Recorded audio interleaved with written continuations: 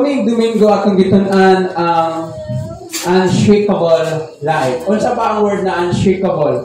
Some from the word shake. Then kita unshakable, it means something that cannot be shaken or moved. Usa ka butang na dili mauyog o dili mabalhin. So, maghimo tag review ikot na sa part 2 sa akong mensahe. So, kung nakahinundog ta sa first and second point, sa usa ka unshakable, sa usa ka tao sama kay Job na bisan mga pagsulay, bisan pasulayan ng panginabuhi, sulayan ng imuhang pamilya, sulayan ng imong mahal sa kinabuhi, magapabiling ka mo barog na magapangalagad sa Ginoo. Amen? Tama kay Job, dagang makaingon sa imo naon sa naman kay so na nang padayon pagpagsimba na nagkaguliyan naman ang imong kinabuhi. Si Job, ningon niyang asawa, naon sa man ka? Hala, kung luwa imong Dios ug pakamatay. Grabe no? Nakaingon sa mga kinabuhi na mismo imong pamilya, bagdungon ka, ayan simba diha oy. Pero si Job, ningon sa mura kag buang-buang na istorya, mudawat ra batag maayo dili ang daratan. Na makita nato sa kinabuhi ni Job as an example sa usa ka kinabuhi na dili mauyog o dili mabalit. It means ang imuhang commitment sa Ginoo, ang imuhang pagpangalagad sa Ginoo bisan moagi kag mga pagsulay, bisan moagi kag kawalad-on ug balatian, magapabiling ka mangalagad sa Ginoo. Mahitabo na unless number 1 na akay pundasyon. Kita na ka-remember, duha ka butang ang dapat tahimo nimong pundasyon. Dili imong trabaho, dili ang gugma sa imong bana, imong asawa, imong uyab, imong darling, imong dagang mga kuwat. Diha, dapat ang pundasyon nimo is trusting in God's character. So, saan ka pagpahinda mo sa ganang karakter sa Ginoo? Do you remember? Tulong ka butang na pagkitunaan. Number 1, na mauni ang pundasyon nimo na dili ma-shake ang imong kinabuhi. First, God's faithfulness. Faithful bang Ginoo sa imong kinabuhi? Kung imo na tuwaan na matinud-anon ng Ginoo, bisan dili ka matinud-anon, dili ka basta-basta maluya. Ikaduha, God's love. Amen? Ang atong gugma na ay kondisyon. Ang atong gugma na ay limitation. Na ay measurement na pag mulabaw na gani, mawala yung gugma. Diba sa mag-asawa? Oh. Kasi kung saan nyo magkainla, pag binuangan na gani ka, panay na dakilang tanga. Hello? The same sa Ginoo, dili ba siya mo kinabuhi if you believe that God loves you. Bisan na aking mga pagkulang, bisan pa na aking mga kapakyasan, if you bear in mind that God loves you, magpadali ka, magbalik ka diya sa Ginoo. Ikatulo, na karakter sa Ginoo, God is sovereign. What is sovereign? He is a ruler in all the world. Kaya niya paharian ang kalibutan. That is the God character. Ikadua, unsa ba ang role sa scripture sa imuhang kinabuhi? Unsa ba ang papel? Unsa ba ang iyang part sa imuhang kinabuhi kining Bible? Pamayo ka importante sama ni Job, na ingon niya mas importante pa na siyang pagkaon, moabot ang mga problema sa imong kinabuhi. God remind you sa iyang pulong. Kita naka-remember. That's why mga igsoon, I challenge you. Just memorize Bible verse sumala sa imuhang kasinatian. Amen? Ikadua, na matawag nato na unshakable life kanang naay characteristic, naay ebidensya, naay kinaiyahan ang taong dili basta-basta mo surrender. Ang taong dili basta-basta mo give up. Number 1 is this steadfastness and trial. Tagapabilin likon bisan mga naay mga pagsulay. Naaragyapon ka, bisa makaika-Lord, naon sa nani, pero palayon, gyapon ka, simula po, kinamay kahapdo sa Ginoo. Mauna sa ang mga taong na ay unshakable life. Ikadua, naasay kalinaw in the midst of chaos, trouble. Na bisan pagwakay kwarta, di man ganahan kawalay kwarta, no? May time ka na dawa yun kayong kwarta, pero at least na kay piso. Na kay mga bayron nun, yung kwarta is not enough to pay, pero na kay kalinaw. Inaamang kay Diaz. Amen? Ikatulo, na makitaan sa imong mga karakteristik sa katao na naay unshakable life, naay joy, naay gratitude. Malipayon siya, o mapasalamatan. Nakato na ba ka sa tao malipayon? Kasi pag tanong mo, sige kaon. Talagsaran, no? Kaya na sila ang naay unshakable life. Maato sa ato ang ikadua, and part 4, Colossians in chapter 2, 6 and 7, so then as you receive Christ, isa kalawat ni Kristo. As you receive Christ, dili kwarta, dili bugas, dili whatever na iya, kundi si Christ yung nadawat as Lord, continue to live your lives on Him. Padayon nimo ikinabuhi ang imong kinabuhi, manggamot o ma-build up in Him. Ito ma-build up, karang ma-likon diha kaniya. Amen? Ikatulo, na usa ka tawo na ay unshakable life. Third, living on unshakable faith. Ang imong pagtuo ba, pupabilin mo ba raw sa sadya Ginoo? O mo action nagkalumos kay wala kay kwarta? Nagsakit ka, gidaot ka, gilibak ka, ikatawaan ka, gitamay ka, ang imong pagtuo ba? Ni ana naman, isayaw naman. Hello. Kung saan ba ang Lord na unshakable? To understand, open our Bible in the book of Psalm, in chapter 62, tanaw na to ang gisulat ni David, how he described ang usa ka unshakable faith na naay unshakable life. Psalm 62, verse 1 and 2. Sapad ka tinuod, ang akong kalag nagahulat kanha sa Dios. Gikan kaniya, nagpaabot ako sa akong kaluwasan. Siya lamang ang akong dakong bato o ang akong kaluwasan o ang akong panalipod ako dili hilabihan matarok.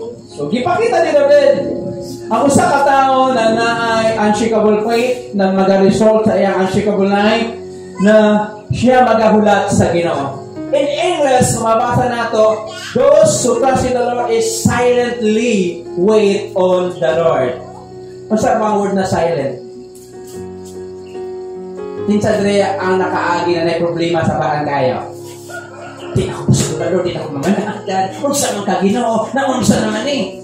Ngayon sa Bible, silently wait on the Lord. It means, kung mahimo pa lang, butangan na disgusting kung mas hintip niyang baba. Ano man, and time sa lakay problema, dira ka dali matintal na makabuhi og mga negative word. Amen. Kita na agi. Awak mo kaagi. Praise God. Wala iksin din na ikson. Kung sa ba ang unshakable faith, it means, it is unshakable faith in God is the knowledge of who He is. Ako sa katao na unshakable life, na ang resulta, unshakable faith, na ay knowledge kung king sa ang Diyos. Kailan ba kasi mong bana? Kailan ba kasi mong asawa? Kailan ba kasi mong anak? Matingala mo ka na usap mo na kong anak kasi nagliwat din na sa silingan. Hello? Kailan ba kasi mong ikson? Importante kayo. Makailaga kung sa iyang kinaiya para dali ka maka-adjust, dali ka makakanang ba, dali ka makisalamuha. The same sa Ginoo, pila ta katay nangalagan, ay 1 month, ay 1 day, ay karon lang. Unsa pa kalalog ang imong pagkilala sa Ginoo? Kasi sa Bible, as you receive Jesus as your Lord, you must rooted, manggamot. Kaya pag panalagad sa Ginoo, dili ni sakwan kanang padasigay, palalumay ni. Sama sa lupi ba, nagtisan, unsahon, ng hangin. Muna-ana na, pero imong pagtuo sama sa kwan, sama sa kapayas, tambog kayo, labig bunga, hinag pagitamis, sus pag-ubusangin, hapla dayon. Hello? Ano ang problema sa kapayas? Ang iyang gamot, dito mo ana, o. Asang panalangin dito. Pero ang lupi, dalong gina siya. Wana na ako disim. Kung ako itong ana ba, kung lalaki ko kasi matumba na itong malay, kung mabalik ihapon ka. Ingon ana dapat ang ato ang pagtuo. As you receive Jesus, isa ka reminder sa tuwa, as you receive Christ Jesus as Lord, continue to live your lives in them. Dili ka makapadayon sa imong pagkinabuhi sa Ginoo kung dili ka manggamot. Kaya mag-asawa na grabe na mga pagsulay, grabe na ang mga time na murang mo action mong bulan, tungod sa kalalom na sa inyo ang gamot. Naaragyapon mo. Pero ka na mga asawa na dili lalom ang gamot, gamay lang dito, buwan. I remember my wife, nasa sa langit, no? May mga time na makigulang, kabulubuti rason, tungod lang sa tangkong na nasa bawan ako. Gusto ko sa mga mga bulanon, hilig manig sabaw. Kunya kay, di ko sa gusto ato. Pagkita na, no, sabi ni! Nanon sa bawa na yun. Magbulang ta. Naon sa inyo. Ala ulit sa inyo ha. Nakuki ito ng balay. Ala ulit. Pamati pamasahe ito. Wasa ka ulit. So mga igsoon, inala ba kalalo mga itong relasyon diya sa ato ang mga pamilya. Sa imong bana. Imong iya. Whatever niya. Kung sa kaimong kalalo ba ang relasyon mo sa Ginoo. So maulat sa mga igsoon, if we have an unshakable life, may resulta na magkinabuhi ka sa dili mauyog na pagtuko. Amen? So, kailangan nato ang spiritual discipline. So, part this ha. Kanang mga gusto maging healthy ang lawat, na sa control. Malami kayo mga pagkaon, kung may control. Kung naging sa uban, ingin sa Bible, tanan, ikatudot, pero ang tanan, dili makatabang.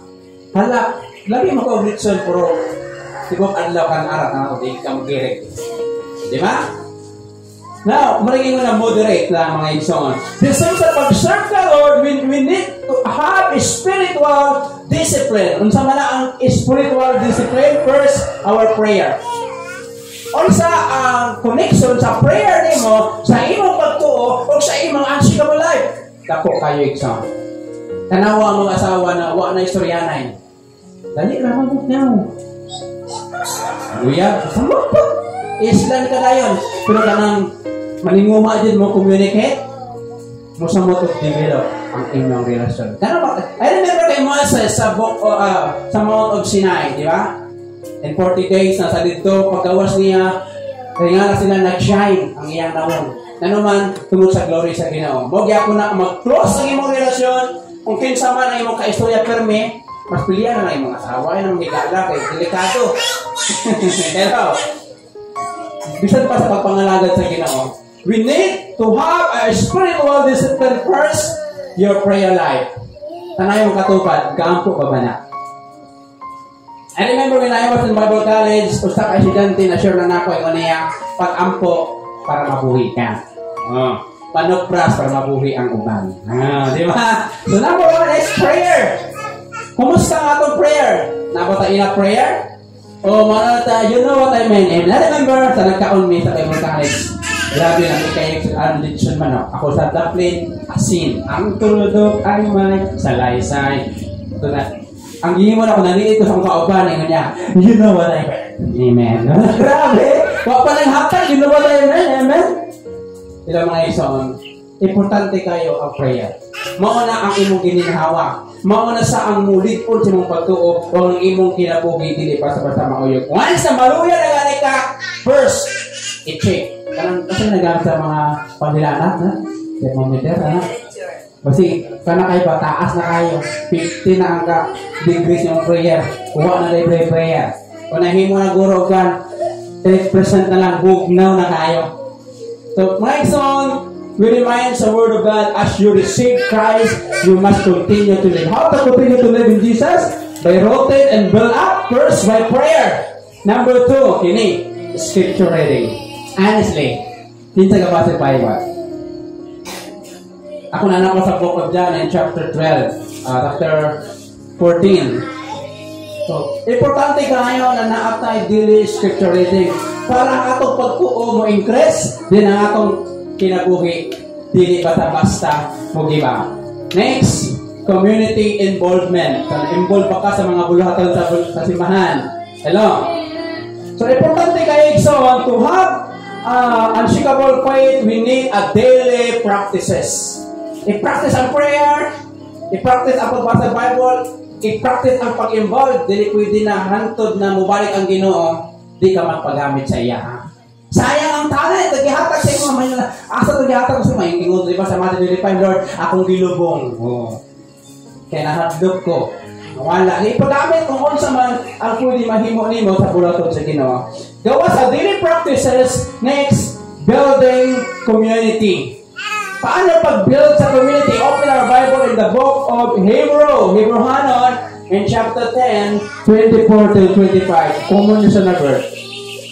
And let us consider how we may spur, it means madasig, one another on to whom love and good deeds. Muna sa ang purpose para ang imong pagtuo dili maluya, dili mabalhin, dili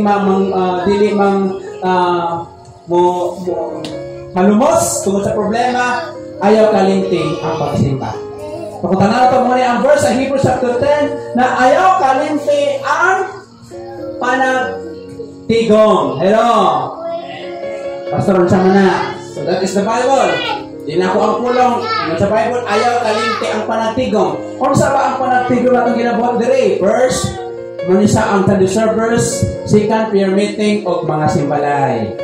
So, yung Bible, ayaw kalimti. Makatabang na sa ato ang pagtuo na mulion, mu-increase, o ang atong kinabuhi, mahimong unshakable.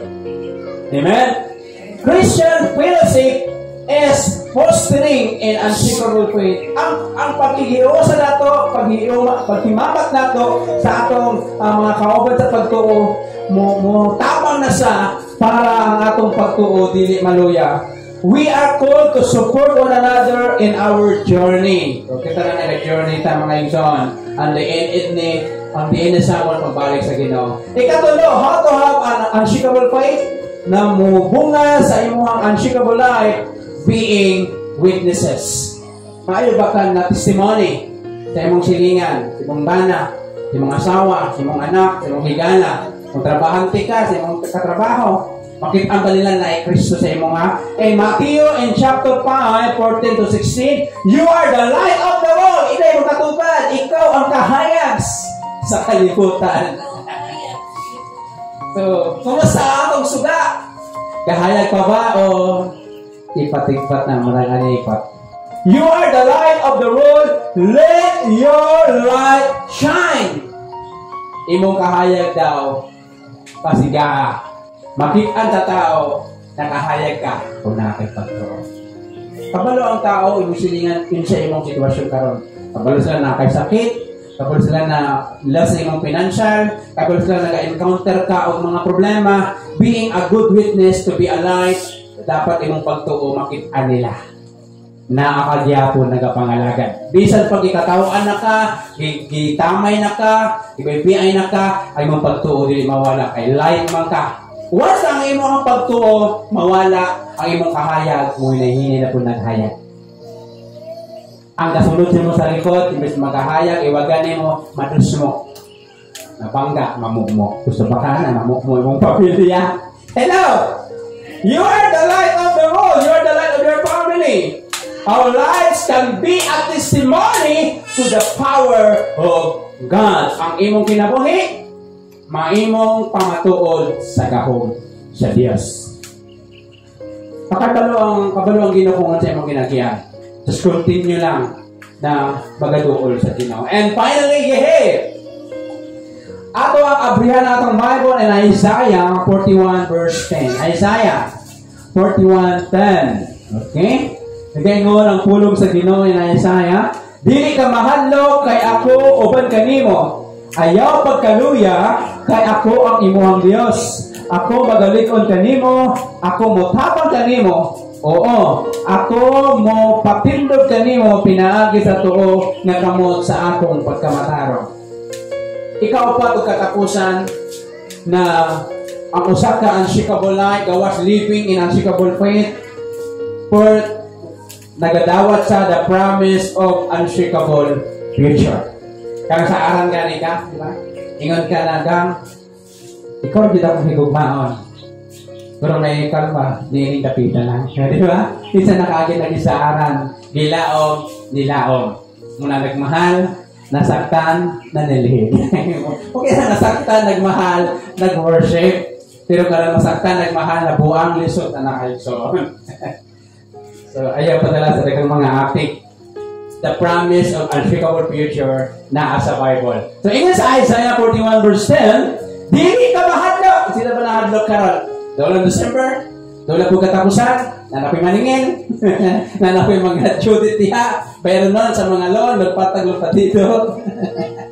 Whatever na mga utang, ito sa Bible, dili ka mahadlok. Na naman, kay ako, magaupan kanimo. Ang usa ka unshakable life na Kristohanon nagadawat sa sasaad sa iyang unshakable future. Asa makita in Isaiah 41:10, ako magaupan kanimo. That's why ingon sa Ginoo. Next, ayaw pagkaluya. Ano yung katupad? Luya ba na? Pangutan na luya ba ka? Ayaw pagkaluya kay ako ang imong Dios. Ako magapalig og kanimo. Ako magatabang kanimo.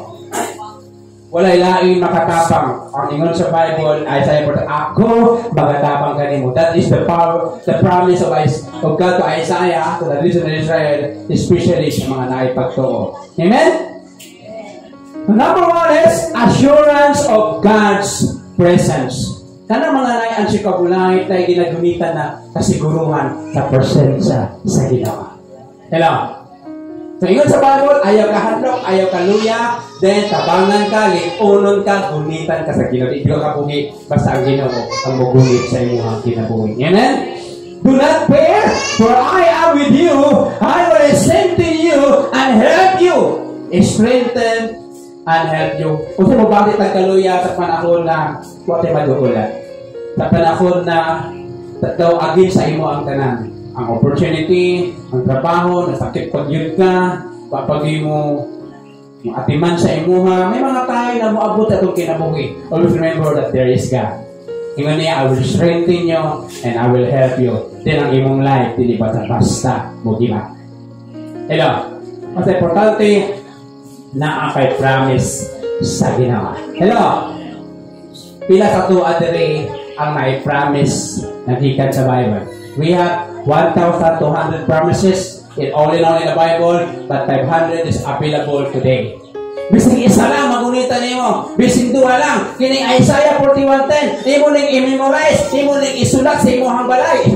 Ibutang nimo sa portahan, sa imong kwarto, sa imong kusina, sa imong CR, tagapan mamakit-an nimo. Ayaw ka handog, ayaw ka luya kay ako ang imong Dios. Maribay ang imong luya. Nagkugmadiya sa Ginoo. Hello? Pero kung wala kay Word of God, ang imong madumduman lang ang mga problema sa imong kinabuhi mo sa mo tagkaluya ikson. So we are advisable to have the promise of God to be an unshakable future. Amen? God's presence provide reassurance. Ang presensya sa Dios magahatag ka nato sa siguruhan. Amen? So, I challenge you ikson na padayon ta na musalig sa Ginoo. And next, 2 Corinthians in chapter 4, 16 to 18. Therefore, we do not lose heart. Tungod niini, wa kami nangaluya. Wa kami nawalan paglaot. For our light and momentary troubles are achieving for us in eternal glory that outweighs them all. Dapat na atay eternal perspective. Perspective. Naakay panglantaw. Naakay vision. Hello? Napakay panglantaw ng ginumutapang sa imuha. Dapat naka-eternal panglantaw na bisan pa dahil problema, bisan pa wakay maduunan, bisan tanan mga tao, ginanong tabangi ko, niya wakay kwarta. Dapat nakay panglantaw na ang Diyos kanunay mag-auban sa imuha. Mutabang na parang imong kinamuhi, dili basta-basta ma-discourage. Amen? What we endure now is preparing for us for eternal rewards. Ikso na kay palo ang Diyos na gaanto sa karon. Kay palo sa imo ang problema. Kung unsa man ang imong gina-endure, it means imong ginapabili ka sa Ginoo, kaliwala sa mga problema, we are preparing for eternal rewards. Magatindog ta mga idol. Sa atong mga pagtindog, magapamalandong ta sa kaayo sa Ginoo. Pila na pa sa tuwa diri ang nag-decide na gusto na mo surrender sa Ginoo. Pila na pa sa tuwa ang gina-question nato ang Ginoo.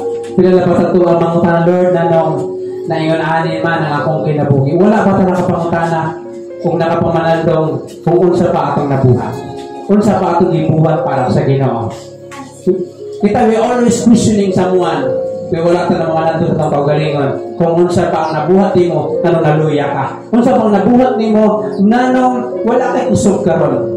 Mga igsonos ko na ako, unshakable life. Number 1, nakakay pundasyon. Dapat ang imong pundasyon, ang karakter sa Ginoo, ang iyang pagka-faithful, ang iyang gugma, ang iyang pagkagamhanan. Ikadua, dapat makahibalo ka unsa ang part sa pulong sa Ginoo sa imong kinabuhi as narrated in Matthew in chapter 7, 24 to 28. And next, dapat kinahanglan nato makit-an na naay mga ebidensya na magapadayon ka na sa Ginoo. Taliwala sa mga problema, o dapat ang imong pagtuo dili basta-basta maluya. Dapat magpanggamot ka diya sa Ginoo. Padayon igsoon sa ato ang nasugdan. Kay sayang kung mubalik ka. Sayang kung magalikod ka. Sa imong gitindugan igsoon, higihang gyud ka sa pag-istorya sa Ginoo. I give